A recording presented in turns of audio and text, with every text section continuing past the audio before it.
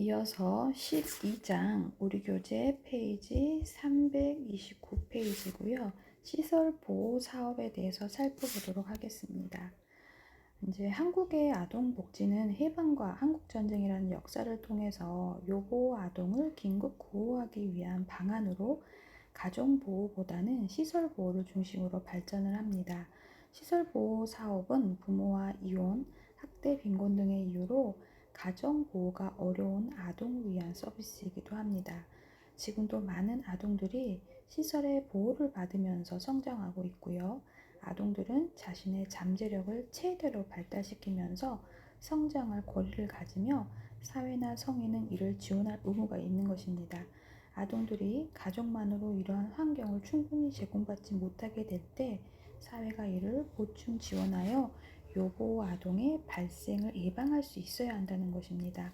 아동이 복지적 삶을 영위할 수 있도록 하기 위해서는 정부, 민간이 협력하여 문제가 발생할 수 있는 아동 집단을 체계적으로 발굴해내는 데 최선을 다하여야 하고, 이들의 상황을 정확히 진단한 후 보호 방법을 모색하여 지원할 수 있도록 하여야 할 것입니다. 시설 보호 사업이라는 12장에서는 개념, 목적, 시설 보호 사업의 현황에 대해서 살펴보고, 시설 보호 사업의 여러 가지 개선 방향에 대해서도 살펴보려고 합니다. 330페이지에 시설 보호 프로그램의 사례 케이스 스터디가 있는데요. A, B, C, D에 대한 아동들의 시설 보호 사업 케이스 스터디를 이제 그 쓰기에 대한 부분으로 남겨 놓을게요. 시설 보호 사업을 이해하기 위해서 이제 개념을 먼저 살펴볼 건데요. 아동은 가능한 자신이 태어난 가정에서 부모의 양육을 받으면서 성장해야 하지만 이러한 환경을 가질 수 없는 경우 시설 보호를 필요로 하게 됩니다. 그래서 성장과 발달에 있어서 가장 중요한 것은 가정 환경이고요. 아동은 자신이 출생한 가정에서 친부모의 보호를 받으며 성장을 하게 됩니다. 가정 환경에서 보호가 어렵고 가정 내에서 아동의 욕구 충족이 불가능한 경우에 이러한 아동을 위한 시설 보호가 필요합니다. 시설 보호란 아동의 부모가 그 자녀를 양육할 의사나 충분한 능력이 없을 때 혈연 관계가 없는 타인이 부모 역할을 대리하여 일정한 시설에서 일시적인 또는 장기적으로 집단을 보호하는 사업을 의미하게 됩니다. 시설 보호는 도움이 필요한 아동 중에서도 입양, 대리 양육, 가정 위탁 및 소녀 가정 지원 등 가정 보호를 받을 수 없는 아동을 시설에 입소시켜서 건전한 사회인으로서 육성하는 데 목적을 두게 됩니다. 시설 내에서도 소속사 제도 등 소규모 가정 단위의 보호 방식으로 전환함으로써 가정적인 분위기에서 성장을 유도하고 자립 지원 시책 추진을 기본 방침으로 두고 있습니다. 아동복지법 제15조 1항에 따르면 시도지사 또는 시장 군수 구청장은 관할 구역 내에서 보호를 필요로 하는 아동을 발견하거나 보호자의 의뢰를 받은 때에 아동의 최상의 이익을 위하여 필요한 보호를 하여야 한다고 해요. 이때 시설 보호는 아동과 보호자, 상담, 지도, 보호자 가정 복귀, 연고자 가정 대리 양육, 가정 위탁 등에 의해 가정 보호가 어렵거나 적합하지 않다고 판단되는 경우에 한하여 마지막으로 실시하도록 합니다. 미국 같은 경우 1900년대부터 대규모 생활시설에서 아동을 보호하는 것에 대한 비판과 함께 아동은 가정과 같은 환경에서 양육되어야 한다는 관점이 주류를 이루었습니다. 초기 대규모 아동 양육시설은 소규모화되거나 소속사 제도를 취하고 있는데요. 입소 대상 역시 친가정이나 위탁가정에서 양육하기 어려운 아동으로 이제 제한하게 됩니다. 아동에게 가족의 보호, 그 다음에 장기 생활 시설 보호, 본질적으로 사악한 것이라고 복원될 가능성이 없는 것이라고 정책가들이 설득을 하였고, 탈시설화라는 명칭을 사용하면서 고아원이 폐쇄되어야 한다는 점을 이제 강조하는 시기가 미국에서 있었고요. 현재까지도 시설 보호는 계속되어 오고 있으며 분명히 어떤 아동들에게는 가정 환경보다는 생활시설 환경이 더 필요한 것으로 이제 이해되고 있는 부분입니다. 그래서 잘 고안된 시설 보호는 아동의 사회 적응에 긍정적인 영향을 미치며 가정 중심 생활 치료 시설 보호가 퇴소 이후에 안정성 획득에 긍정적인 성과를 가져오는 것으로 보고되고 있습니다. 그래서 오늘날 보호가 필요한 아동을 위한 시설 보호는 단순한 수용 보호의 차원을 넘어 아동들의 건전한 성장과 인격 발달 및 사회적 치료를 목적으로 하여 아동 문제를 근본적으로 해결하려고 하고 있는 부분이 있습니다. 시설 보호 사업의 목적을 살펴보면 시설 보호 사업 특별한 발달상의 욕구, 치료적인 욕구, 신체적인 욕구, 정서적인 욕구를 가진 아동에게 구조화된 환경에서 전문적인 치료적 서비스를 제공하는 것입니다. 시설 보호는 다양한 서비스를 제공해야 하는 것이 있는데요.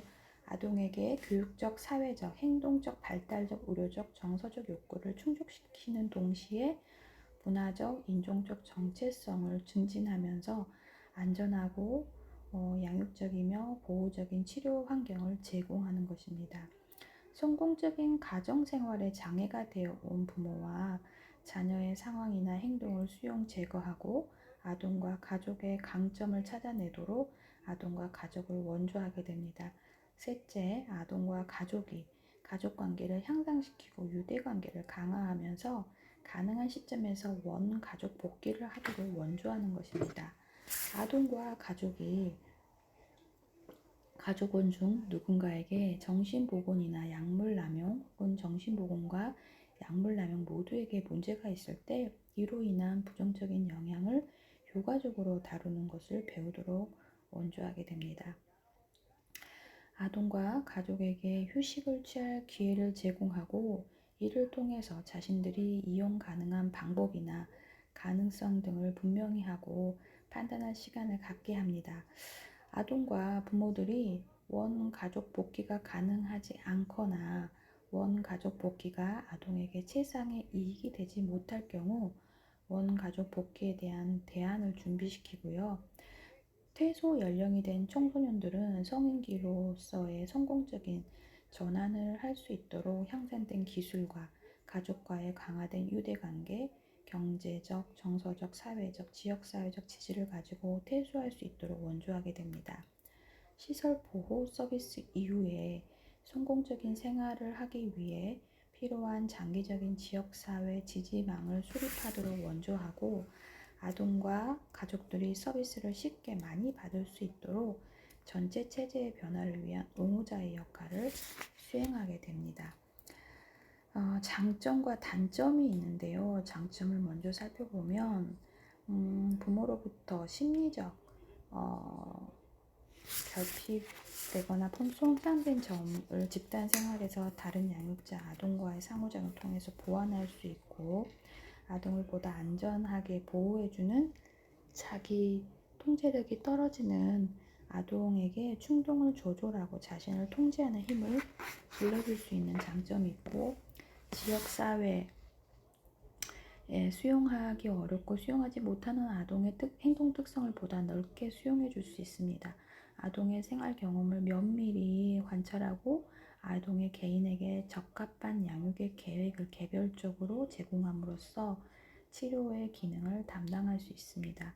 시설 보호기관에 적응하는 과정에서 다른 아동들과의 상호작용을 통해서 사회성과 이타심을 기르고 사회에 적응하고 자립할 수 있는 능력을 기르도록 합니다. 특별히 개인적인 치료가 필요한 아동의 욕구를 충족시켜주고 문제를 해결할 수 있습니다. 단점을 한번 살펴보면 집단 생활의 지나친 규정과 규율화가 아동에게 심리적인 부담을 주고 개방적이고 따뜻한 인간관계 형성을 저해하는 부분이 있습니다. 사회와의 접촉이 결여되기 쉬우며 교우나 대인관계 폭이 좁아지고요. 고정되고 규칙적인 일과로 인해서 개인의 자유와 창의적인 사고가 발휘되기 어려운 부분이 있습니다. 정서적인 욕구를 충분히 발산하고 표현할 기회가 부족해 공격적이고 부정적인 성격을 갖게 될 가능성이 있고 대인관계 기술이 부족할 수 있습니다. 시설 보호의 아동은 경제적인 경험, 문화적인 경험, 사회와의 접촉 기회가 매우 제한되는 부분이 있습니다. 두 번째, 시설 보호 사업의 현황을 살펴보면 우리나라의 아동복지 정책은 특별히 보호가 필요한 아동뿐만 아니라 일반 아동을 동일하게 권리의 주체로서 존중하며 건전하게 보호하고 육성하는 것을 기본 방향으로 하여서 세부적인 정책을 추진하고 있습니다. 보호 대상 아동은 시설 보호보다는 입양이나 가정 위탁을 통하여 가정에서 보살핌을 받도록 하는 것을 우선으로 하고 있는데요. 시설 보호의 경우는 공동생활 가정과 같은 소숙사 설치를 통하여 아동이 가정적인 환경에서 자라도록 권장하게 됩니다.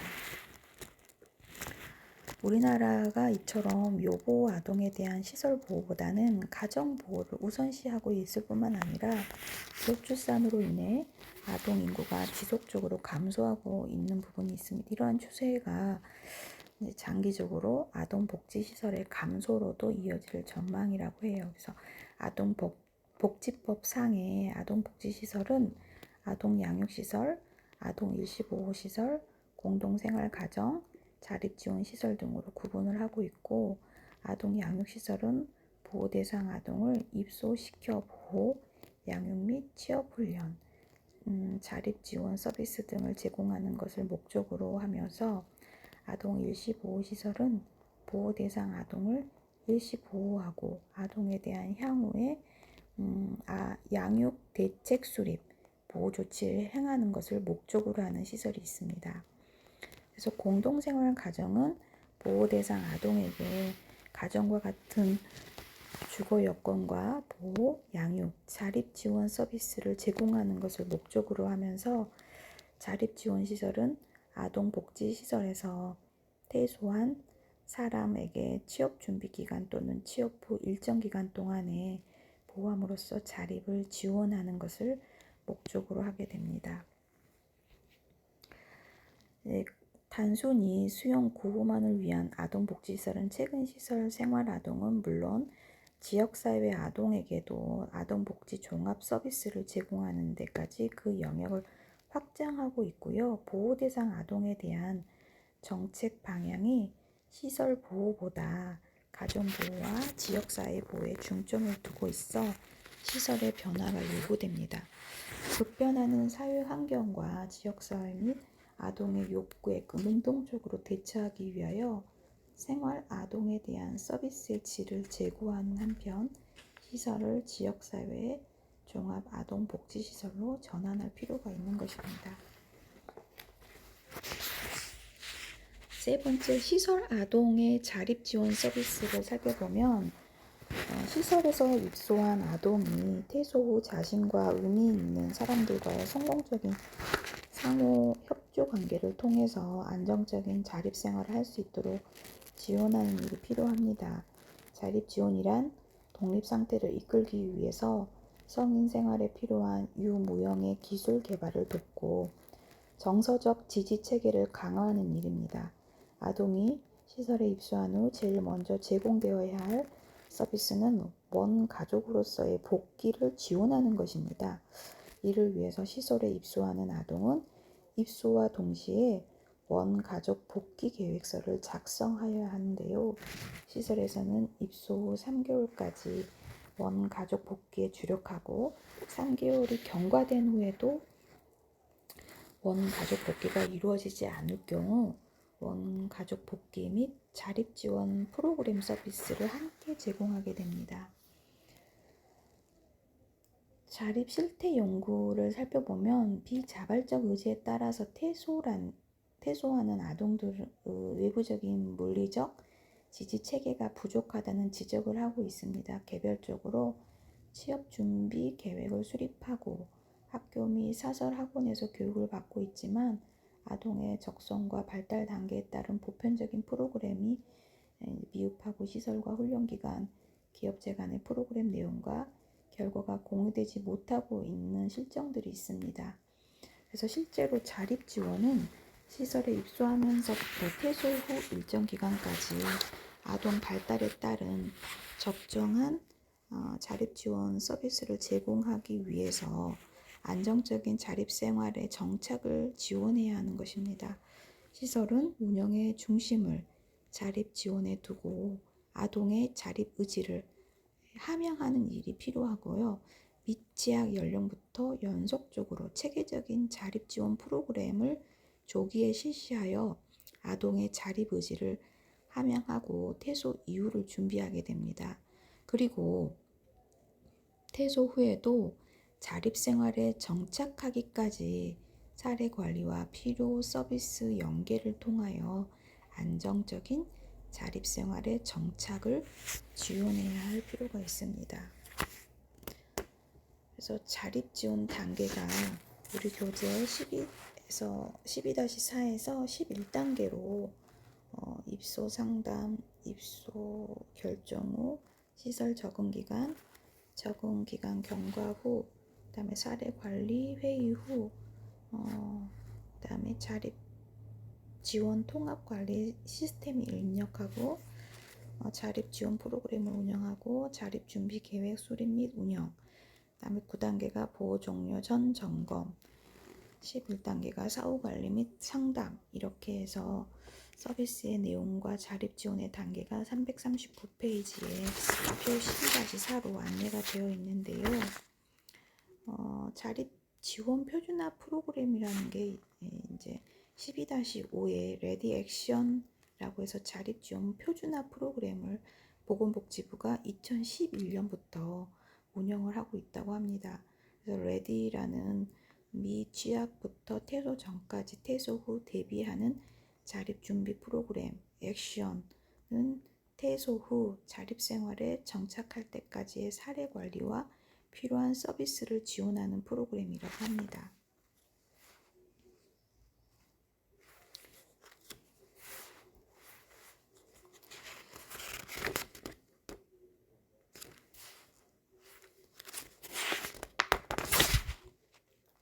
시설 보호 사업의 개선 방안을 살펴보면 아동 시설 보호 사업에 대한 개선 방안은 시설의 발전을 위한 정책이라든지 시설 입소 아동의 효율적 보호를 위한 정책, 시설 퇴소 아동의 사회적 적응을 위한 정책으로 나누어 설명할 수 있는데요. 첫 번째 시설의 발전을 위한 정책은 아동보호시설의 소규모화를 통해서 시설보호의 대형화와 지역사회와의 단절성에 비롯되는 부정적인 결과를 막아야 한다는 것입니다. 시설 소규모화가 가정과 유사한 형태의 보호를 제공하고 지역사회를 기반으로 가정생활 습관을 습득하는 등 사회성을 발달시키는 데 보다 효율적이기 때문입니다. 무엇보다 중요한 것은 아동복지생활시설 발전의 중심에는 아동이 있어야 하고 가정보호와 지역사회 보호가 우선하는 원칙이 세워져야 한다는 것이며, 이를 위해서는 아동복지생활시설 종사자의 역량 강화를 위한 노력도 병행되어야 하는 것입니다. 아동복지시설의 운영을 개선하고 시설에서 생활하고 있는 아동에게 제공하고 있는 각종 서비스의 질적 수준을 제고하기 위해서 시설 보호 사업에 대한 성과 평가가 제공되어야 합니다. 성과 평가는 시설 보호 서비스의 기준과 목표를 설정하고 집행 부서가 제공되는 서비스가 그와 같은 기준과 목표를 충족하였는가를 평가하는 방식으로 신뢰성과 타당성을 고려한 서비스의 기준을 마련하는 것입니다.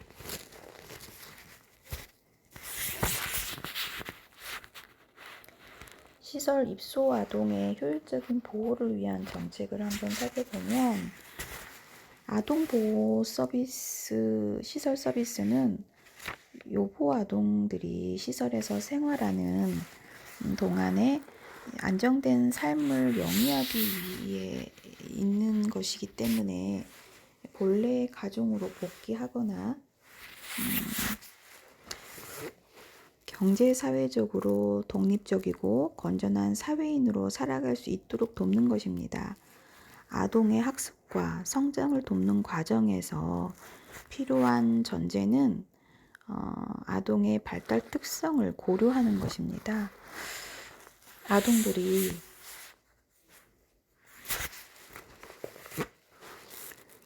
각 시기에 이제 발달 과업을 성취할 수 있도록 시설 아동 적응을 위한 프로그램이라든지 학교 생활 적응을 위한 프로그램, 각 발달 영역별로 건강, 인지, 정서, 사회성, 정체감, 자기보호 능력 등 시설 아동의 학습과 성장을 지원할 수 있는 다양한 프로그램이 제공되어야 하는 것입니다.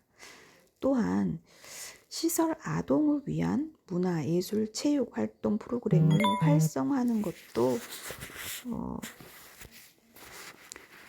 지원해야 될 것입니다.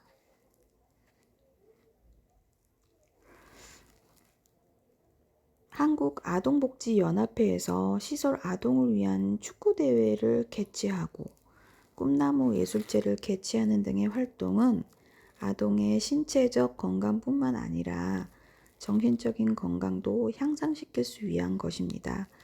실제로 한 시설에서는 아동들이 뮤지컬을 공연하여서 지역사회에 놀라움을 주는 동시에 자신감을 갖게 된 사례도 있는데요. 이랑 활성화시키는 것이 필요한 부분이라고 볼 수 있습니다. 위와 같은 목적을 위해서 기본적인 생활보장 외에 연령별로 특화된 프로그램 제공을 위한 전문 인력이 필요하고, 즉 전문 인력의 양성에 더 많은 사회적 관심과 정책적 지원이 선행되어야 합니다. 왜냐하면 이로써 변화하는 아동의 욕구 및 문제, 친가족과의 관계의 중요성, 또 자립생활 준비, 지역사회와의 연계 등 다양한 생태학적 환경을 고려하여서 아동들을 보다 세밀하게 지원할 수 있기 때문입니다. 시설 퇴소 아동의 사회적 적응에 위한 정책을 한번 살펴보면 아동 양육시설에서 돌보는 아동들 가운데 부모가 있는 아동의 경우 조기 퇴소 및 가족 복귀율 제고를 목표로 하며 부모가 없거나 복귀할 여건이 아닐 경우에는 개별 아동에 대한 자립교육, 훈련을 통해서 퇴소 후 개별적인 자립 상태를 이루도록 지원해야 한다고 합니다.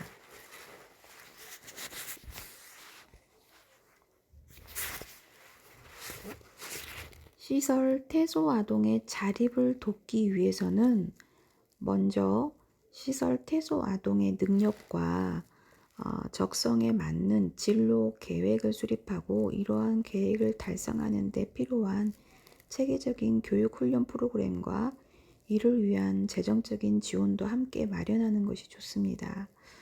그리고 시설 아동이 퇴소를 준비하는 동안 자립할 수 있는 기술을 습득할 수 있도록 하는 적절한 직업 훈련을 병행하는 것이 필요합니다.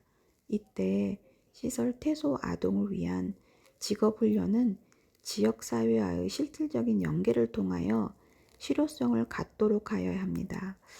그런데 시설 퇴소 아동이 실제 취업을 하려고 할 때 사업장에서 요구되는 신원 보증 등이 취업에 상당한 걸림돌이 되고 있는 것이 현실이라고 해요.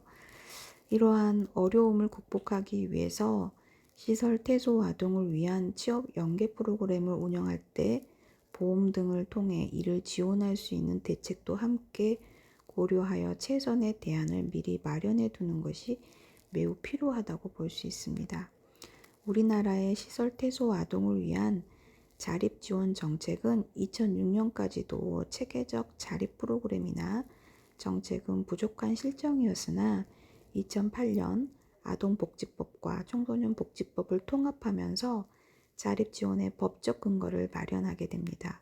현재 보건복지부는 시설 퇴소 아동 자립 지원을 위한 데이터베이스를 구축하고 있고, 이것이 완성되면 향후 시설 퇴소 아동의 실질적인 자립 지원을 위한 다양한 정보 및 맞춤형 서비스를 제공할 수 있는 체계를 확립할 수 있는 것으로 기대하게 됩니다. 그러나 이보다 더 중요한 아동복지법 개정을 통해서 시설 퇴소 아동의 자립지원 근거를 마련해주고, 자립지원 정책협의체 구성을 통하여 시설 퇴소 아동 자립지원에 대한 기능을 꾸준히 강화해 나가는 일관된 정책이 있어야 한다는 점입니다. 12장까지 해서 시설 보호 사업에 대한 부분을 마쳤고요. 이제 우리 교재 이제 마지막인 4부 상담 치료와 아동복지 방향에 대한 정립 파트가 남았는데요. 이제 여러분들이 지금 제가 오늘 녹화가 5월 10일 날 지금 녹화 강의를 하고 있는데요. 지금 여러분들이 12주부터 대면 수업을 하라고 안내를 받았는데, 여러분들이 지금 5월 21일까지가 실습 기간으로 알고 있거든요. 그래서 5월 27일 우리가 만나는 시간은 13주부터, 그래서 27일 날 13주 수업 한번 하고, 6월 3일 날 수업 한번 하고, 6월 10일 날 기말고사를 보면 종강을 할 수 있지 않을까 싶어요. 그래서 6월 10일은 최종으로 이제 기말에, 아니 6월 3일은 시험에 대한 부분으로 기말 출제에 대한 안내와 종합적인 정리를 해서 중요한 부분만 터치해서 한번 정리를 해주는 부분이고, 27일 날 제가 가지고 있는 자료를 전체적으로 좀 다 보여드리면서 여러분이 아동 권리와 복지에 대한 부분으로 한 과목을 정리하는 데 도움이 되는 시간을 대면 수업 때 해드리려고 합니다.